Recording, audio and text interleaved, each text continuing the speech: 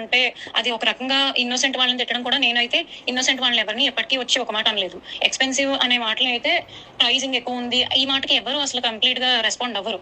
ఇదండి జరిగిందైతే ఇది. సో ఒకరికి పెట్టబోయి తను తిట్టిన ఆడియో ఏదైతే ఉందో అది కంప్లీట్లీ నిజమే, కానీ ఒకరికి పెట్టబోయి ఆ మెసేజ్ అనేది వేరేగా బై మిస్టేక్గా వెళ్ళిపోయింది. దానివల్ల ఈ పబ్లిసిటీ అంతా అయింది. ఒక ప్యూర్ ఇన్నోసెంట్ వాళ్ళని ఎవరైతే అసలు ఏం సంబంధం లేకుండా వాళ్ళకైతే ఒక మాట నింద అనేది పడవలసి వచ్చింది. కానీ అది కంప్లీట్లీ మీకైతే ఏం సంబంధం లేదమ్మా. మీకు అసలు ఆ మాట మీకు సంబంధమే లేదు. అది వేరే వాళ్ళకి వెళ్లాల్సింది కాస్త మీకు వచ్చేసింది.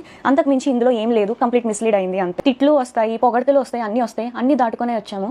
అయితే ఇలా ఎవరైతే తిట్టారో స్టార్టింగ్లో మేము భయపడ్డాం కూడా. ఏంటి ఇలా తిడుతున్నారు, మీ మీద కంప్లైంట్ ఇస్తాము అన్నప్పుడు మీరు కానీ మా మీద కంప్లైంట్ ఇస్తే మేము సూసైడ్ చేసుకొని మీ పేరు రాసేసుకొని చచ్చిపోతాము, ఇలా రివర్స్లో కూడా మా మీద తిరగబడిన వాళ్ళు కూడా ఉన్నారు.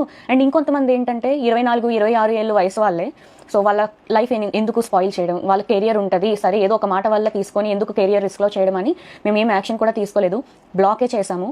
బాగా ఎవరైతే మా తల్లిదండ్రులని పేరెంట్స్ని బాగా ఇన్వాల్వ్ చేసి ఇష్టం వచ్చినట్టు తిట్టి ఇలా చేస్తేనే మేము ఫ్రస్ట్రేట్ అయ్యి ఏదో ఒక సిచ్యువేషన్లో కొంతమంది బ్లాక్ చేస్తారు, కొంతమంది రియాక్ట్ అవ్వరు, కొంతమంది చాలా దారుణంగా వాళ్ళు కూడా అదే రీతిలో తిడతారు. మేము మాకు కూడా అలాగే తిట్టడం జరిగింది.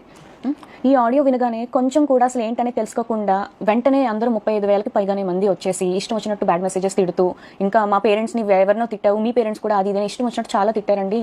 మాకు ఏమన్నా అయ్యింది అంటే మాకు ఎవరు చెప్పుకోవడానికి మాకు ఎవరు లేరు. ఇలా వచ్చి మేము మాట్లాడాలి తప్ప, మీకైనా సరే అన్న చెల్లి తమ్ముడు ఉన్నారు, మేము ఓన్లీ గర్ల్స్ అండి. ఒక ఆడవాళ్ళమే ఇంత ఫస్ట్ నుంచి ఇప్పటి వరకు నెట్టుకుంటూ వస్తున్నాము. ఎంత బ్యాడ్ అయినా సరే, ఎంత బ్యాడ్ మెసేజెస్ అయినా సరే. ఎగ్జాంపుల్గా నేను మీకు ఒకటి చెప్తాను. మా నాన్నగారు చనిపోయిన రోజే ఒక అబ్బాయి కూడా కాదు, ఒక అమ్మాయి మాకు ఇష్టం వచ్చినట్టు పచ్చిబూతులుగా బ్యాడ్ మెసేజ్ పెట్టింది. మేము స్టేటస్ పెట్టాం.